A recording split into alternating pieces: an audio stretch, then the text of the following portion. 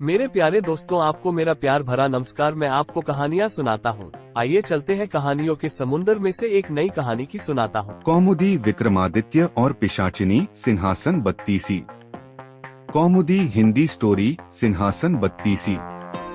सातवीं पुतली कौमुदी ने जो कथा कही वह इस प्रकार है। एक दिन राजा विक्रमादित्य अपने शयन कक्ष में सो रहे थे।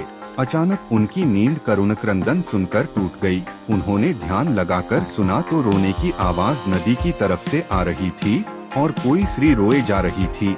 विक्रम की समझ में नहीं आया कि कौन सा दुख उनके राज्य में किसी स्त्री को इतनी रात गए बिलख बिलख कर रोने को विवश कर रहा है। उन्होंने तुरंत राज परिधान पहना और कमर में तलवार लटकाकर आवाज की दिशा में चल पड़े। शिप्रा के तट पर आकर उन्हें पता चला कि वह आवाज नदी के दूसरे किनारे पर बसे जंगल से आ रही है। उन्होंने तुरंत नदी में छलांग लगा दी तथा तैरकर दूसरे किनारे पर पहुँचे। फिर चलते चलते उस जगह पहुँचे जहाँ से रोने की आवाज आ रही थी। उन्होंने देखा कि झाड़ियों में बैठी एक स्त्री रो रही है। उन्होंने उस स्त्री से रोने का कारण पूछा। स्त्री ने कहा कि वह कई लोगों को अपनी व्यथा सुना चुकी है, मगर कोई फायदा नहीं हुआ। राजा ने उसे विश्वास दिलाया कि वे उसकी मदद करने का हर संभव प्रयत्न करेंगे। तब स्त्री ने बताया कि वह एक चोर की पत्नी है और पकड़े जाने पर नगर कोतवाल ने उसे वृक्ष पर उल्टा टंगवा दिया है। राजा ने पूछा क्या वह इस फैसले से खुश नहीं है। इस पर औरत ने कहा कि उसे फैसले पर कोई आपत्ति नहीं है, लेकिन वह अपने पति को भूखा प्यासा लटकता नहीं देख सकती, क्योंकि न्याय में इस बात की चर्चा नहीं कि वह भूखा प्यासा रहे, इसलिए वह उसे भोजन तथा पानी देना चाहती है। विक्रम ने पूछा कि अब तक उसने ऐसा किया क्यों नहीं।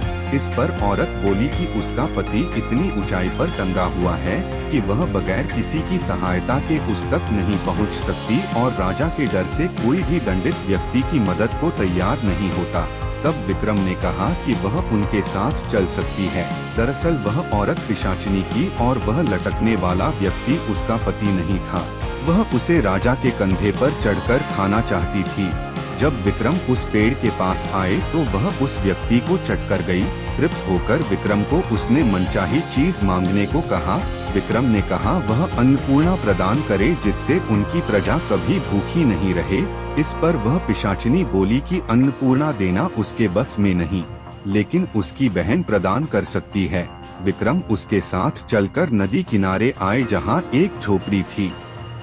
पिशाचिनी के आवाज देने पर उसकी बहन बाहर निकली। बहन को उसने राजा का परिचय दिया और कहा कि विक्रमादित्य अन्नपूर्णा के सच्चे अधिकारी है, अतः वह उन्हें अन्नपूर्णा प्रदान करे। उसकी बहन ने सहर्ष अन्नपूर्णा उन्हें दे दी। अन्नपूर्णा लेकर विक्रम अपने महल की ओर रवाना हुए। तब तक भोर हो चुकी थी। रास्ते में एक ब्राह्मण मिला।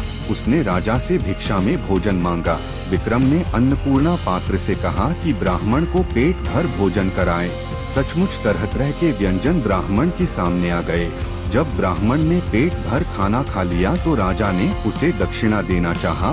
ब्राह्मण अपनी आँखों से अन्नपूर्णा पात्र का चमत्कार देख चुका था, इसलिए उसने कहा अगर आप दक्षिणा देना ही चाहते हैं तो मुझे दक्षिणा स्वरूप यह पात्र दे दें, ताकि मुझे किसी के सामने भोजन के लिए हाथ नहीं फैलाना पड़े। विक्रम ने बेहिचक उसी क्षण उसे वह पात्र दे दिया। ब्राह्मण राजा को आशीर्वाद देकर चला गया और वे अपने महल लौट गए। मिलता हूँ दोस्तों अपनी अगली नई कहानी के साथ। तब तक आप सबको दीपक डोगरा का प्यार भरा नमस्कार।